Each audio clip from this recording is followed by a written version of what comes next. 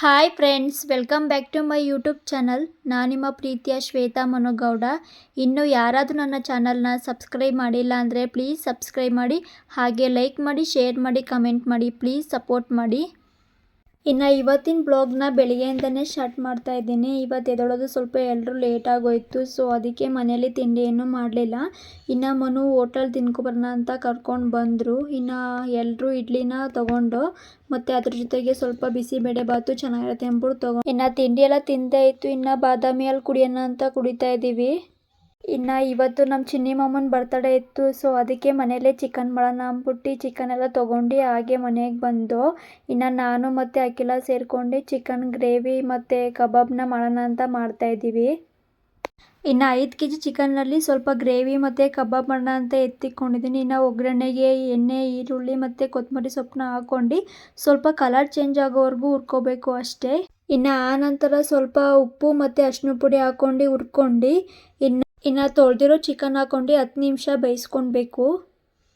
ಇನ್ನು ಚಿಕನ್ ಬೇಯೋಷ್ಟರಲ್ಲಿ ಗ್ರೇವಿಗೆ ಮಸಾಲೆನ ರೆಡಿ ಮಾಡ್ಕೊತಾ ಇದ್ದೀನಿ. 3 kg ಚಿಕನ್ಗೆ 1 ತೆಂಗಿನಕಾಯಿ ತುರ್ಕೋಬೇಕು ಮತ್ತು 10ರಿಂದ 15 ಹಸಿಮೆಣ್ಸಿನ್ಕಾಯಿ ಹಾಕೋಬೇಕು ಮತ್ತು 2 ಈರುಳ್ಳಿ, 4 ಗೆಡ್ಡೆ ಬೆಳ್ಳುಳ್ಳಿ, ಹಾಗೆ 2 ಟೊಮೊಟೊ ಹಾಕೋಬೇಕು. 6 ಲವಂಗ, 2 ಇಂಚಷ್ಟು ಚಕ್ಕೆ, ಒಂದು ಸ್ವಲ್ಪ ಶುಂಠಿ, 1 ಹಿಡಿಯಷ್ಟು ಕೊತ್ತಂಬರಿ, 1 ಹಿಡಿಯಷ್ಟು ಪುದೀನ ಹಾಕ್ಕೊಂಡು ರುಬ್ಕೋಬೇಕು. ಇನ್ನು ಮಸಾಲೆ ರುಬ್ಕೊಳ್ಳೋ ಅಷ್ಟರಲ್ಲಿ ಚಿಕನ್ ಒಂದು 50 ಅಷ್ಟು ಬೆಂದಿರೋದಕ್ಕೆ ರುಬ್ಬಿರೋ ಮಸಾಲ ಹಾಕ್ಕೊಂಡು ಚೆನ್ನಾಗಿ ತಿರ್ಸ್ಕೋಬೇಕು. ಇನ್ನು ಹಸಿ ಸ್ಮೆಲ್ ಹೋದ್ಮೇಲೆ ಚಿಕನ್ ಮಸಾಲಾನ ಆ್ಯಡ್ ಮಾಡ್ತಾಯಿದ್ದೀನಿ. ಇದು ಆಪ್ಷನಲ್ಲು, ಬೇಕಾದರೆ ಮಾತ್ರ ಆ್ಯಡ್ ಮಾಡಿ. ನಾನು ಜಾಸ್ತಿ ಜನ ಇರೋದ್ರಿಂದ ಆ್ಯಡ್ ಮಾಡ್ತಾಯಿದ್ದೀನಿ. ಇನ್ನು ಚೆನ್ನಾಗಿ ತಿರುಗಿದ್ರೆ ಚಿಕನ್ ಗ್ರೇವಿ ರೆಡಿ ಆಯಿತು. ಇನ್ನು ಚೆನ್ನಾಗಿ ತಿರುಗಿದ್ಮೇಲೆ ನೋಡಿ ಎಷ್ಟು ಚೆನ್ನಾಗಿ ಎಣ್ಣೆ ಬಿಡ್ಕೊಂಡು ಕುದೀತಾ ಇದೆ. ನಿಜವಾಗ್ಲೂ ಮನೇಲಿ ಒಂದ್ಸಲ ಟ್ರೈ ಮಾಡಿ, ತುಂಬಾ ಚೆನ್ನಾಗಿ ಬರುತ್ತೆ. ಹೇಗೆ ಬಂತು ಅಂತ ಆಮೇಲೆ ಕಮೆಂಟ್ ಮಾಡಿ. ಇನ್ನು ಚಿಕನ್ ಗ್ರೇವಿ ಅಂತೂ ರೆಡಿ ಆಯಿತು. ಇನ್ನು ಕಬಾಬ್ಗೆ ರೆಡಿ ಮಾಡ್ಕೊತಾ ಇದ್ದೀವಿ. ಇನ್ನು ಮೂವಿಗೆ ಬೇರೆ ಹೋಗಬೇಕಾಗಿತ್ತು, ತುಂಬಾ ಟೈಮ್ ಆಗೋಗಿತ್ತು. ಇನ್ನು ಕಬಾಬ್ಗೆಲ್ಲ ಕಳಿಸಿಟ್ಟು ಇನ್ನು ರೆಡಿಯಾಗಿ ಮೂವಿಗೆ ಹೋಗೋಣ ಅಂತ ಹೋಗ್ತಾ ಇದ್ದೀವಿ. ಇನ್ನು ಸಲ ನಾವು ಮಾಲಲ್ಲಿ ಟಿಕೆಟ್ ಬುಕ್ ಮಾಡ್ಕೊ ಹೋಗ್ತಿದ್ದು. ಈ ಸಲ ಸುದೀಪ್ ತಲ್ವ, ಹಾಗಾಗಿ ಕ್ರೇಜ್ ಜಾಸ್ತಿ ಇರುತ್ತೆ ಅಂದ್ಬಿಟ್ಟು ಇನ್ನು ಮಾಲಿಗೆಲ್ಲ ಹೋದರೆ ವಿಸಿಲು, ಸೌಂಡು ಅವೆಲ್ಲ ಏನಿರಲ್ಲ. ಹಂಗಾಗಿ ಥಿಯೇಟ್ರಿಗೆ ಹೋಗೋಣ ಅಂತ ಇಲ್ಲಿ ನಮ್ಮ ಮನೆ ಹತ್ರ ಇರೋ ಥಿಯೇಟ್ರ್ ಹತ್ರ ಬಂದಿದ್ದೀವಿ. ಇನ್ನು ಥಿಯೇಟ್ರಲ್ಲಂತೂ ಫುಲ್ ಹೌಸ್ ಆಗಿತ್ತು. ತುಂಬ ಅಂದರೆ ತುಂಬ ಜನ ಬಂದಿದ್ದರು. ಇನ್ನು ತುಂಬ ಅಂದರೆ ತುಂಬ ಕ್ರೌಡ್ ಇತ್ತು.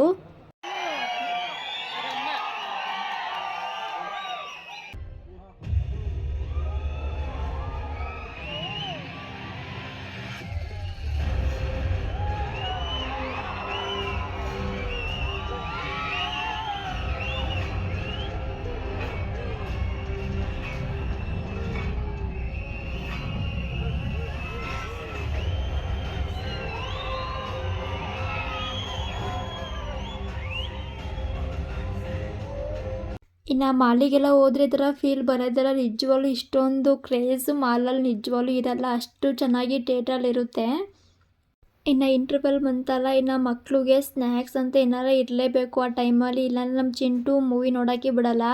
ಅಪ್ಪ ಅದು ಇದು ಅಂತ ಮಾತಾಡ್ತಾನೆ ಇರ್ತಾನೆ. ಹಿಂಗೆ ಸ್ನ್ಯಾಕ್ಸನ್ನು ತಂದು ಕೊಟ್ಬಿಟ್ರೆ ಸುಮ್ಮನೆ ಅವ್ನ ಪಾಡು ಅವ್ನು ನೋಡ್ತಾ ಕೂತಿರ್ತಾನೆ.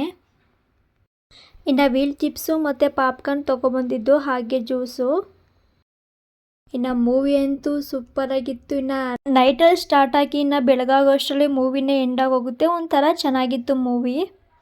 ಇನ್ನು ಈ ಚಳಿಗೆ ಬಿಸಿ ಬಿಸಿಯಾಗಿ ಕಬಾಬ್ ಮಾಡ್ಕೊಂಡು ತಿಂತಾ ಇದ್ದೀವಿ, ಜೊತೆಗೆ ಚಟ್ನಿ ಮಾಡ್ಕೊಂಡಿದ್ದು.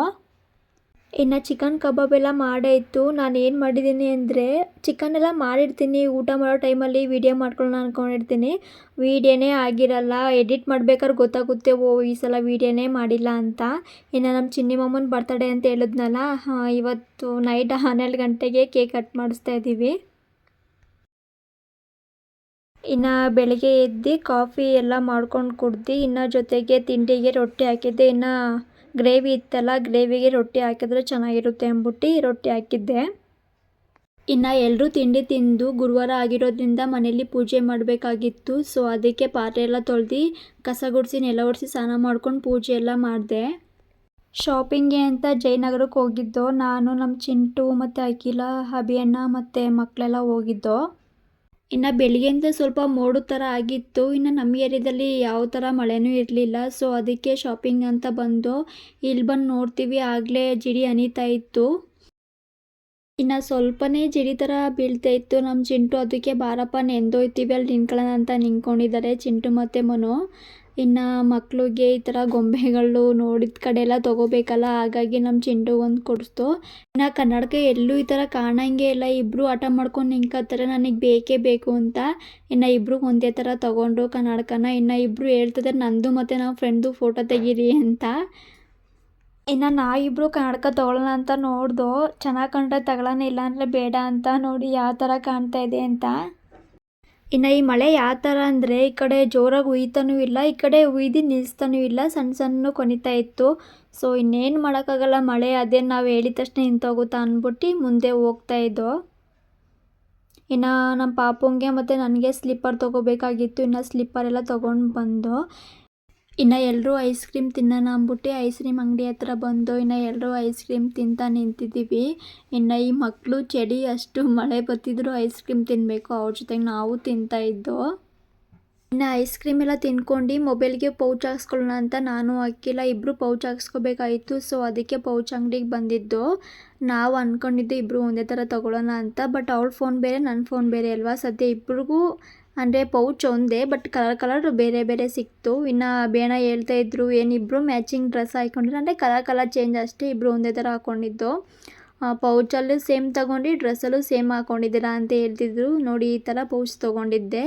ಇನ್ನು ಅಲ್ಲಿಂದ ಪೌಚೆಲ್ಲ ತೊಗೊಂಡು ಇನ್ನು ಮನೆಗೆ ಹೋಗೋಣ ಅಂತ ಹೋಗ್ತಾಯಿದ್ದೀವಿ. ಇನ್ನು ಸಂಜೆ ಆಗಿತ್ತಲ್ಲ, ಸ್ನ್ಯಾಕ್ಸ್ ತಿನ್ನೋಣ ಅಂದ್ಬಿಟ್ಟು ಬಂದಿದ್ದು. ಹಾಗೆ ಸ್ವಲ್ಪ ಚಳಿ ಬೇರೆ ಇತ್ತಲ್ಲ, ಹಾಗಾಗಿ ಗೋಬಿ ತಿನ್ನೋಣ ಅಂತ ಎಲ್ಲರೂ ಬಂದಿದ್ದು. ಇಲ್ಲಿ ಗೋಬಿನ ತುಂಬಾ ಚೆನ್ನಾಗಿ ಮಾಡ್ತಾರೆ. ಇನ್ನು ನಮ್ಮ ಚಿಂಟುಗೆ ಎಲ್ಲ ವೀಡಿಯೋದಲ್ಲೂ ಹೇಳ್ತಿರ್ತೀನಿ, ಅವನು ನಮ್ಮ ಒಟ್ಟಿಗೆ ತಿನ್ನಲ್ಲ, ಎಲ್ಲಾರ ಹೋದರೆ ಈ ಥರ ಸಪ್ರೇಟ್ ಅವನಿಗೆ ಕೊಡಿಸ್ಬಿಡ್ಬೇಕು. ಇನ್ನು ವಿಕ್ಕು ಮತ್ತು ಚಿಂಟು ಇಬ್ಬರೂ ತಿಂತಾಯಿದ್ರು. ಇನ್ನು ಮಕ್ಕಳು ತಿನ್ನೋದೇ ಒಂಥರ ಚೆಂದ ಅಲ್ವಾ, ಇಬ್ಬರು ನೋಡಿ ಎಷ್ಟು ಚೆನ್ನಾಗಿ ಆಡ್ತಾಯಿದ್ದಾರೆ ಅಂತ. ಇನ್ನು ಗೋಬಿ ಎಲ್ಲ ತಿಂದು ಸ್ವಲ್ಪ ಮನೆಗೆ ಐಟಮ್ ತೊಗೋಬೇಕಾಗಿತ್ತು. ಸೊ ಅದಕ್ಕೆ ಐಟಮ್ ತೊಗೊಂಡು ಇನ್ನು ಮನೆಗೆ ಬಂದು ಇನ್ನು ಮನೆಗೆ ಅಂತ ಇಷ್ಟು ಐಟಮ್ ತೊಗೊಂಡೆ. ಇನ್ನು ಟೈಮ್ ಇತ್ತಲ್ಲ ಅಂದ್ಬಿಟ್ಟು ಅಲ್ಲಲ್ಲೇ ಏನೇನು ಐಟಮ್ ಬೇಕು ಬೇಡ್ದದೆಲ್ಲ ಒಂದು ಬಾಕ್ಸಿಗೆ ತುಂಬಿ ಅಲ್ಲಲ್ಲೇ ಎತ್ತಿಕೊಂಡ್ಬಿಟ್ಟೆ. ಇನ್ನು ಅಣ್ಣಮ್ಮನ ಜಾತ್ರೆಗೆ ಹೋಗಿದ್ನಲ್ಲ, ಆವಾಗ ಪಿಂಗಾಣಿ ತೊಗೊಬಂದಿದ್ದೆ 2, ಒಂದಕ್ಕೆ ಉಪ್ಪು ಒಂದಕ್ಕೆ ಸಕ್ಕರೆ ತುಂಬ್ಕೊಳ್ಳೋಣ ಅಂತ. ಇನ್ನು ಸಕ್ಕರೆಗೆ ಯಾಕೆ ಲವಂಗ ಹಾಕಿದ್ದೀನಿ ಅಂದರೆ ಸಕ್ಕರೆ ಲವಂಗ ಹಾಕಿರೋದ್ರಿಂದ ಇರುವೆಗಳು ಬರಲ್ಲ ಅಂತ.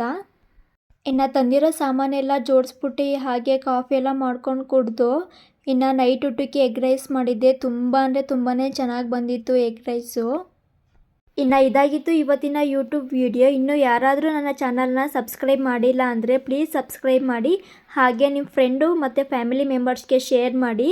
ಈ ವಿಡಿಯೋ ಇಷ್ಟ ಆದರೆ ಒಂದು ಲೈಕ್ ಮಾಡಿ, ಶೇರ್ ಮಾಡಿ, ಕಮೆಂಟ್ ಮಾಡಿ, ಪ್ಲೀಸ್ ಸಪೋರ್ಟ್ ಮಾಡಿ. Thank you for watching.